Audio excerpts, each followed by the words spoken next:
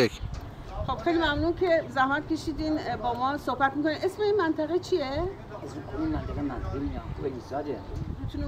منطقه لیساده ولی روستا به روستایی، مثل این روستای سرچشمه است. سرچشمه میانکو. بله میانکو. بله. اونور میگن روستای قایدان میانکو، سرمازک میانکو. بله. چلدان میانکو. بله. دیکونه میانکو. درست. ولی اسم ازش میانکو. درسته. حالا اینجا در مورد شکار شما چه تجربه‌ای دارید؟ شکار اینجا زیاد اتفاق میفته؟ بله.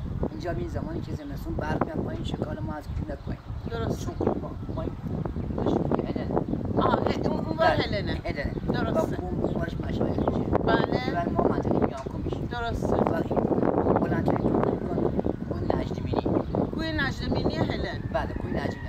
همین نجدبینی که میگن نجد و هم بوز نجدی میگن. درسته. از زمان قدیم گفتن. درسته نجدبینی هر کس رفت بالا نجدی را میبینه. بله. میگن نجدبینی.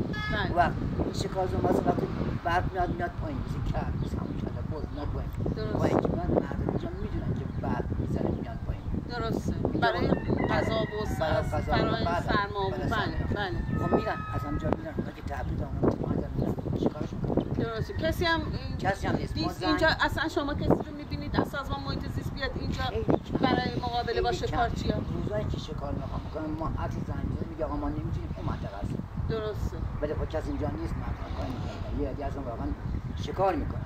بله. خب حتی اصلا ما خودمون بهش گفتیم آقا بیا کلاس براش بذاریم. آگاهشون کنیم از شاعر منطقه آگاه کنیم که آقا اینجا این نباید بزنه. بله. بیشتر از کیا هستن؟ از اهالی همینجا یا عشایرن یا از اهالی همین منطقه است. از اهالی همین منطقه. بعد الان هنوز کپک و کلبوز و اینا بله کلبوز هست، کپک هست. درسته. کپک در هست. بله. چیز هست. گوشت‌خوار چی دارین اینجا؟ گوشت‌خوار پلنگ داریم، گرگ داریم، خرس داریم که کسی تو منطقه دیگه گراز وحشی هست. کفتار هم داریم. ولی به محض اینکه بیان پایین شما اینجا شبا صدای تیراندازی میشنوید؟ نه شبا ما نمی‌فهمیم. این زمانی که این الان شکار ما الان میرن بالا چون هوا بهاریه. درسته. شکار ما میتونه تا اون بالا بره بزنش. بله. ولی زمستونا تا پایین کوم. بله. بسیار